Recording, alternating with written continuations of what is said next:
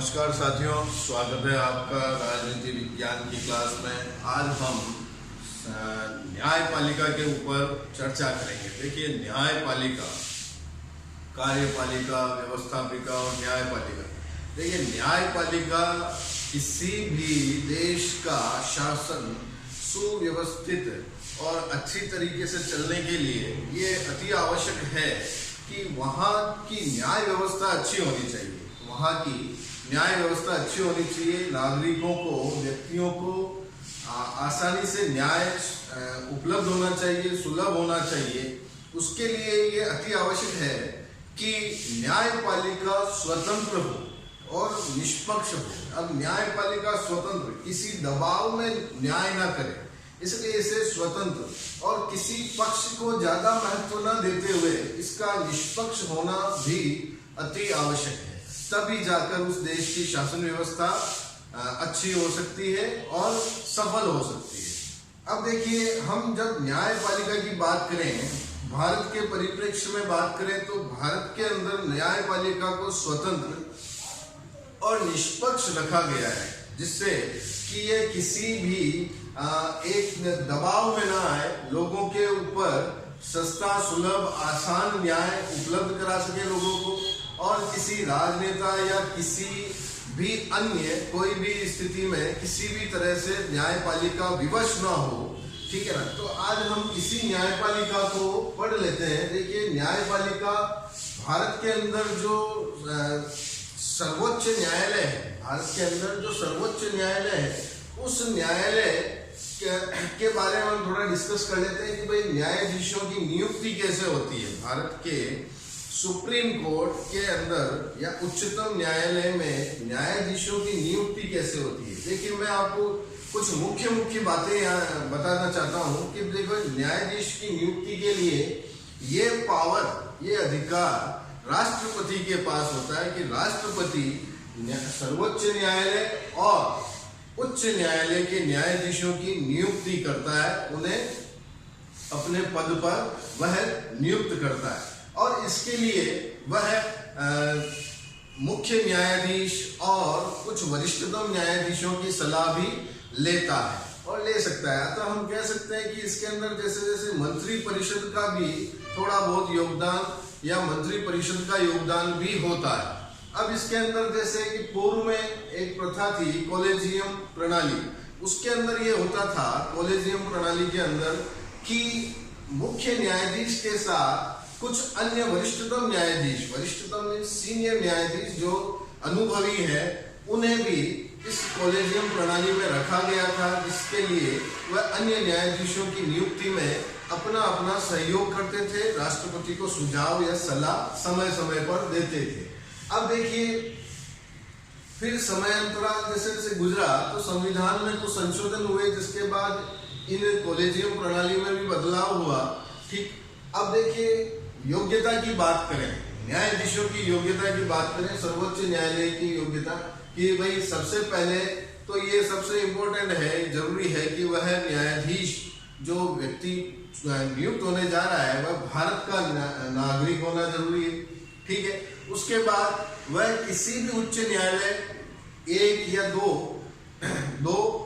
उच्च न्यायालय में उसने 5 वर्ष तक न्यायाधीश के रूप में कार्य किया। ठीक है।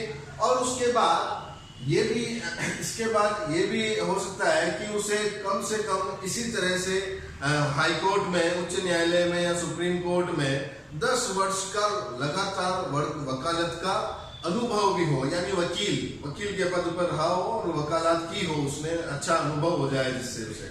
और उसके बाद राष्ट्रपति की नजर में या राष्ट्रपति की दृष्टि में वह न्यायाधीश पारंगत विधिवेत्ता हो। अतः यानी पारंगत विधिवेत्ता मीन्स अनुभवी, कानून का ज्ञाता हो। ठीक है। तो ये कुछ इसकी योग्यताएं थी।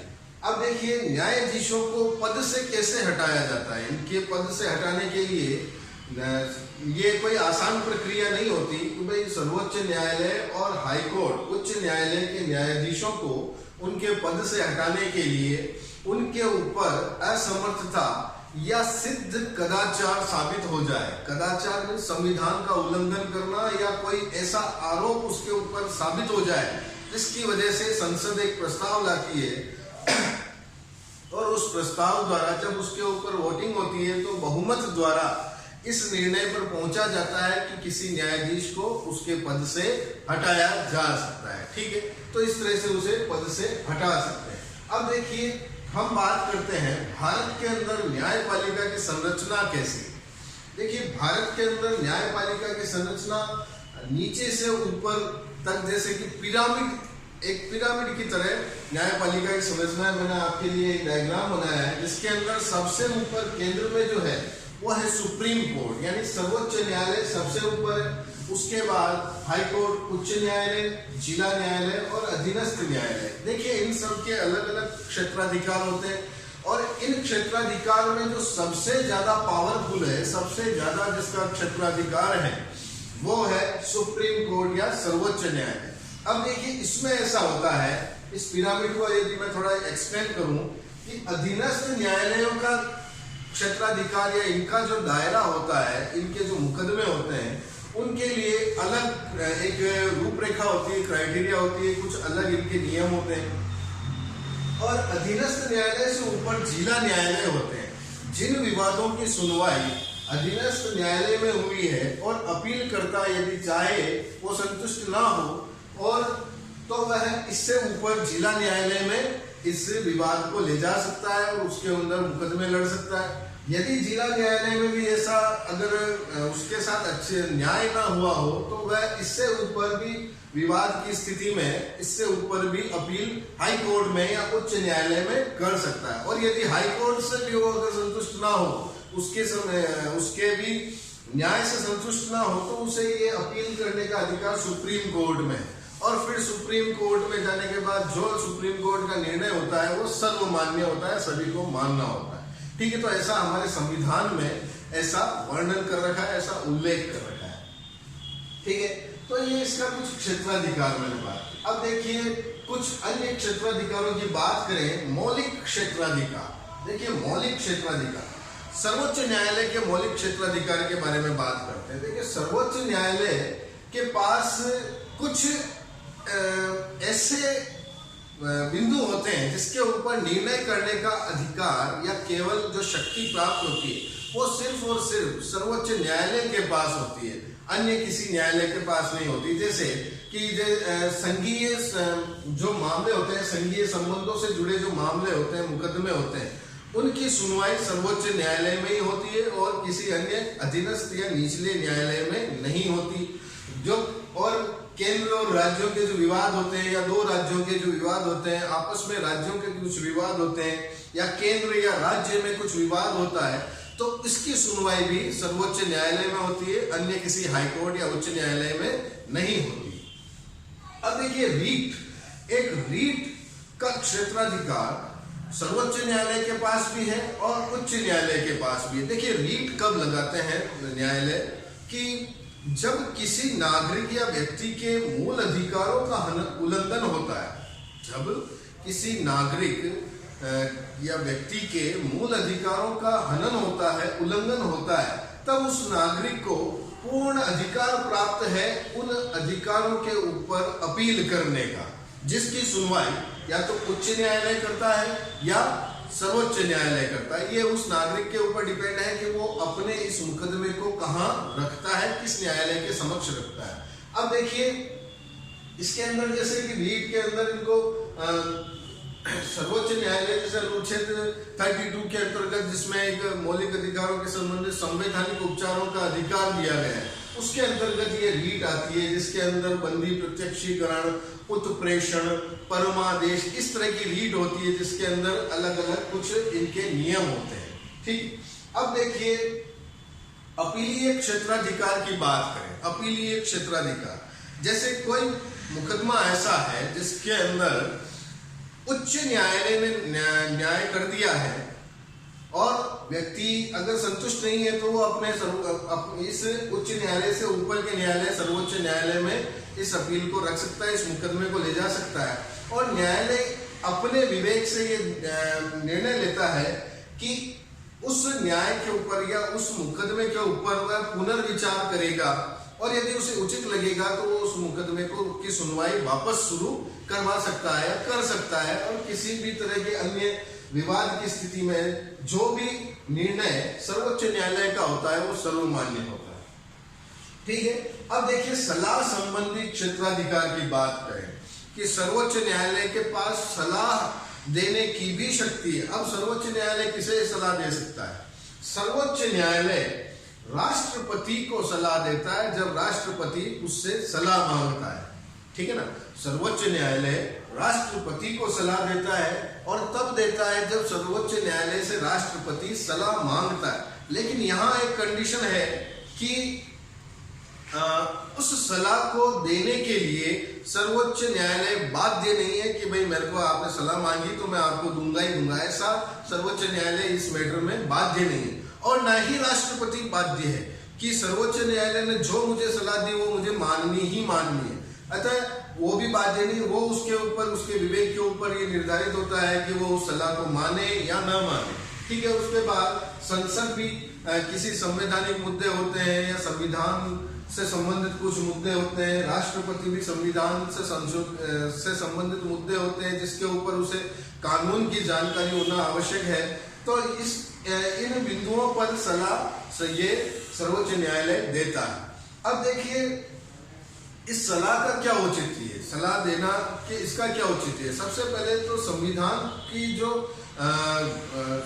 संविधान का जो पूरा वर्णन सर्वोच्च न्यायालय कर सकता है और किसी ऐसे बिंदु के ऊपर वह उक्त व्यक्ति जिसने सलाह मांगी है, चाहे राष्ट्रपति हो या संसद हो या मंत्रिपरिषद हो, उन्हें सलाह देता है और इस तरह से सलाह देता है कि इन मुद्दों पर देता है कि वह कानून के अनुसार योजनाएं बने और योजनाएं बनने के बाद जब लागू हो जाए तो वो कानून के अनुसार ही कार्य कर सके, इस तरह से कि कानून का उल्लंघन ना हो। तो इस तरह से ये सलाह संबंधी क्षेत्राधिकार भी इनके पास होता है। अब देखिए न्यायिक सक्रियता की बात करें। न्यायिक सक्रियता, देखिए कुछ मुद्दे ऐसे होते हैं जिसके अंदर क्या होता है कि जो साधारण जनता होती है वो अपने अधिकारों या अपने हित से संबंधित जब उनको इस चीज का ज्ञान नहीं होता या कानून का ज्ञान नहीं होता और वो किसी भी अदर या किसी भी व्यक्ति से या किसी अन्य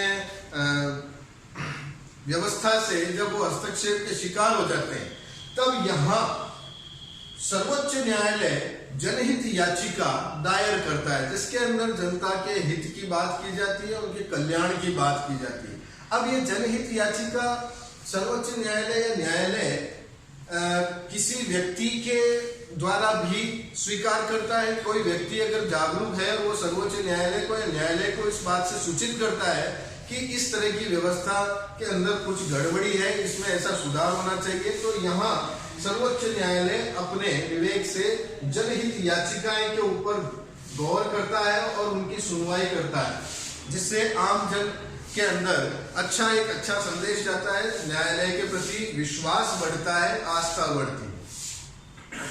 अब देखिए न्यायाधीशों की वेतन और भत्ते की बात कर ले। न्यायाधीशों के वेतन और भत्ते समय समय पर संसद निश्चित करती है और बदलते रहते हैं और इनके वेतन और भत्ते इतने रखे जाते हैं जिससे कि क्या है कि न्यायाधीशों के ऊपर कदाचार का, जो मैंने आपको पहले बताया, ऐसा आरोप न लग सके, वो भ्रष्ट आचरण में लिप्त ना हो सके, इसलिए इनके वेतन और भत्ते इतने रखे जाते हैं कि उन्हें अपने वेतन से ही संतुष्टि हो जाए और अन्य किसी साधनों से रुपया या पैसा कमाने की आवश्यकता महसूस ना हो। ठीक है, और ये समय समय पर ये संसद इनके ऊपर निर्णय लेती है और ये बदलते रहते हैं और ये संसद इनके अंदर बढ़ोतरी करती रहती है। अब देखिए न्यायाधीशों पर प्रतिबंध वाली बात कर ले। जब भी कोई व्यक्ति जो न्यायाधीश के पद पर आसीन होता है, वो न्यायाधीश के पद से निवृत्त होने के बाद यानी सेवानिवृत्त होने के बाद उसे ये अधिकार नहीं होता कि वह किसी भी अन्य न्यायालय में वकालत कर सके या किसी भी और तरह के कानूनी मामलों में हस्तक्षेप कर सके। तो ये कुछ हमने आज सर्वोच्च न्यायालय के बारे में बात की। आशा करता हूँ आपको ये समझ में आया होगा। मैंने महत्वपूर्ण बिंदुओं के ऊपर ही आपको ये टॉपिक बनाकर दिया है, जिसके ऊपर मैंने डिस्कस किया है। तो आप इनको पढ़ें, समझें और बुक्स का, अपने पाठ्य पुस्तक का भी आप सहायता ले सकते हैं। कुछ समझ में ना आए तो हमें पूछ सकते हैं। That's all for today. Thank you.